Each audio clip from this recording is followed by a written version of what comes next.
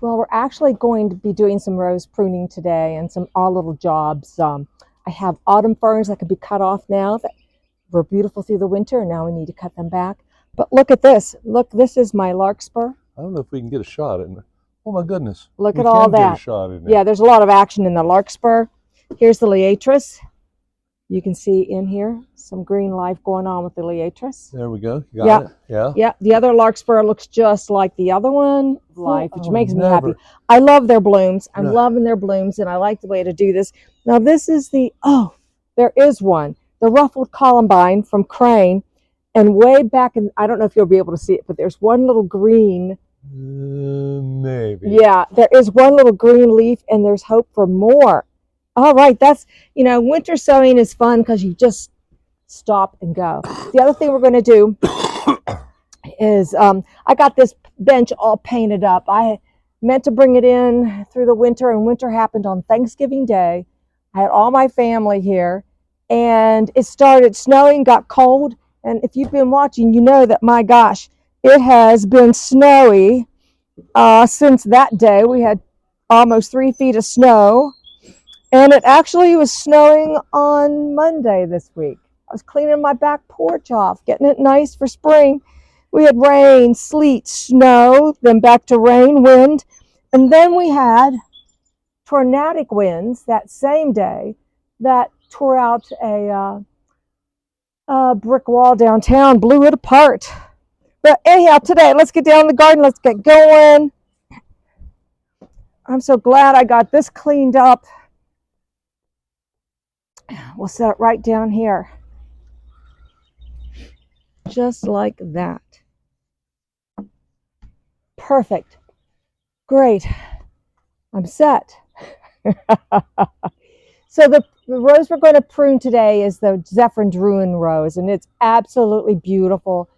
It has its big flush in May, just like the iceberg rose does too. We'll look at that before we get up there. But we're going to get it pruned up, and we're going to get it fertilized. It has a beautiful pink bloom. May is its flush. So it's right over here. And we will start here and finish up on a small little projects. But let's get this going. You want to look for anything that's dead. Branches. The one thing about a climbing rose, you have the main stems, which this one is coming out because you can see it is no longer green, it's dead. I have 3 main stems, this one's going, and then you have the lateral branches where all your flowers come from. And we're going to be cutting those back, and I'll show you just where I'll be cutting them, and so we can get a real thick bloom, and it can just bloom its little head off like it always does. But the first thing I'm going to do, anything that's dead, and this right here is coming off, coming out of there. It no longer is viable. So we'll get this cut like that.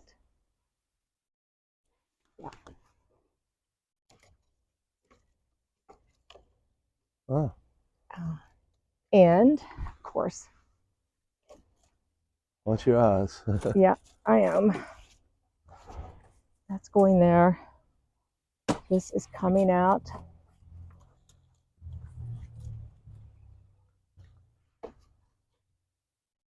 And I can put this big thing down now. That was the biggest thing, is to get the dead out.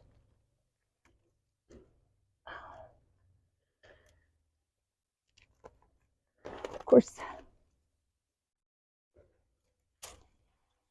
All right.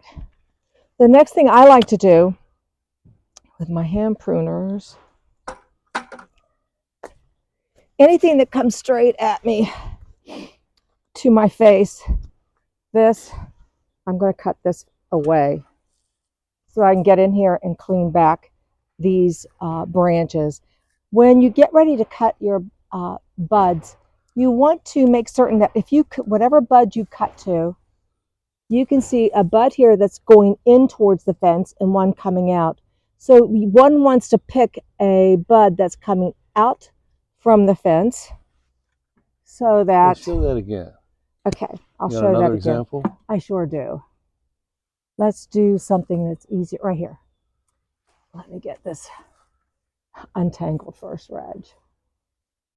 Let's do this right here. You can see these buds. We have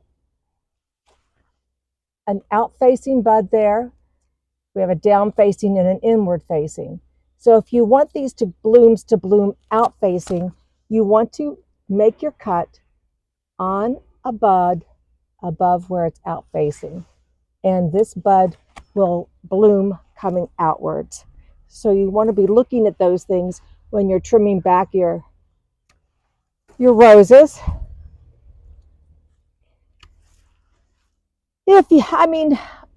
I have gone in and just pruned things, and it's a climbing rose and it does well, but that does give you a better idea of how you can get all of your blooms facing out towards you and make for a much prettier rose. I'm going to cut this back. That looks dead. And once you start cutting on your roses, that back, and I will rake all this up, trim these back, and they just bloom their little heads off. I say this every time you cut. I know. It looks dramatic. It looks dramatic, and it needs to be dramatic to get the results you want in the spring. Cut that off. Out facing. That looks dead. Dead. Mm-hmm. Yeah. Dead.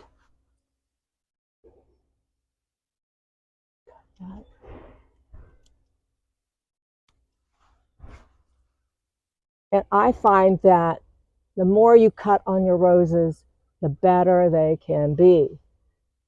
This is dead here too.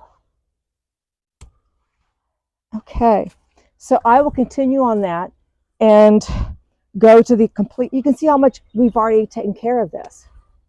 Look at that, looking so much better. And so I will continue and we'll come back and I'll show you what that looks like. Okay, so it looks so much better. Got things off the way I like it. And so now we'll just fertilize it. And I use rose tone on all of my flowering shrubs and roses, and it's good for my clematis. We'll give a little Jack Manii some while we're here today. Whenever you're in your garden, you know, and you're focusing on one thing, you can always do more than one thing. And today it's going to be definitely, I want to clear out some of this wild strawberry vine. Let's just turn the soil a little bit around here. And we'll fertilize and add some potting mix, not potting, my compost, out of my compost pile. We'll get that put on top of there. And we will just, I will fertilize this now and then again in May, at least every 4 to 6 weeks through the summer, till it sometimes gets another big flush once the heat goes away. All right. Ta-da. Love it. So come on down. I want to come down here and show you. I have a maidenhair, not a maidenhair fern, but I have a autumn fern that I've had several clumps. I've gotten those all clumped off. And I also have, yeah, let's get this. Your maidenhair fern. Not a maidenhair. Maidenhair fern, not a maidenhair fern. It's not a maidenhair fern. I have a maidenhair fern in there, but this is not. This is the autumn fern. And they are beautiful foliage, but this is, all of mine were compacted from the heavy snows, and that doesn't look attractive anymore. And so you want to be able to see the new fiddleheads come up. And so just cut this off. It just cleans your gardens up. Whenever you're in any spot in your garden, this time of year, time to cut back, clean up, get ready for all the new spring life that this weather may bring. sooner than later. So let's get that done. That's how short work that is, and that'll go into my compost pile. None of the rose clippings or things will go in the compost pile. But here's the Jackmanii that I cut back just a couple of weeks ago, just about 12 inches. This is a class 3, so you can cut it clear to the ground if you want. And look, it's already got new green life on it. But let's get it fertilized while we're here with a little compost and some rose tone. Your hydrangeas can take the rose tone. Give it a nice.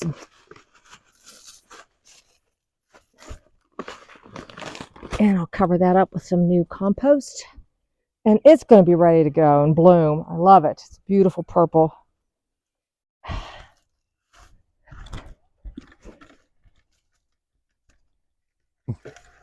All right. Now, let me go show you my situation.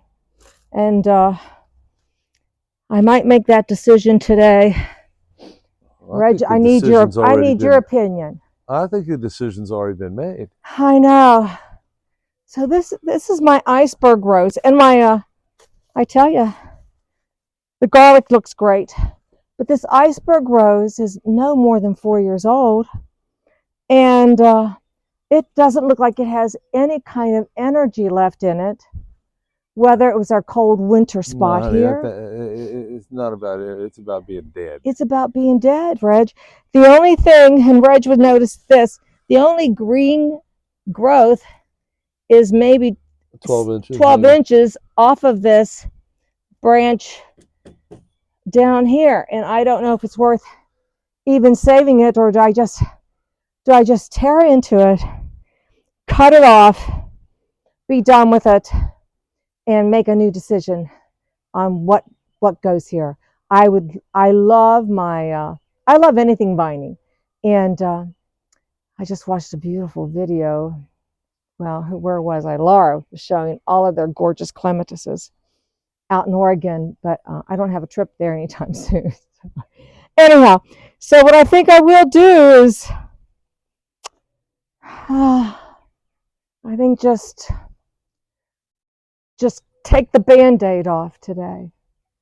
So let me get my big loppers. I'll start. You won't have to watch the whole massacre, but at least you'll get a taste of how it looks before and after. So here it begins. I'm not even thinking twice about it. Everything has got to go.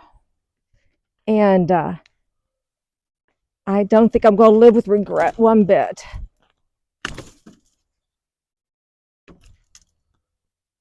I'm going to have to get my saw for this. Maybe, yeah. Yeah. So this is how it all begins when you make that decision. And just like me getting a haircut. Yeah, I don't know. I don't know the answer for it, and we can't solve them all, but we're going to remove that and make space for something new. So I'll show you the end result when I get it all done today. It's not going to be too thrilling. It's going to be cutting this all down. I'll get my little handsaw and clean it up, and I'll show you what that looks like. We did it. We ripped off the Band-Aid. We dug it up. We cleaned it off. Everything now is mulched. I have a Ragucci clematis there, and it's been fertilized. I'll probably put another vine here, a clematis probably, and that'll look lovely.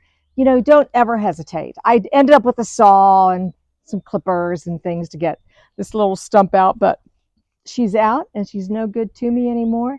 You don't know why your plants die, but it happens.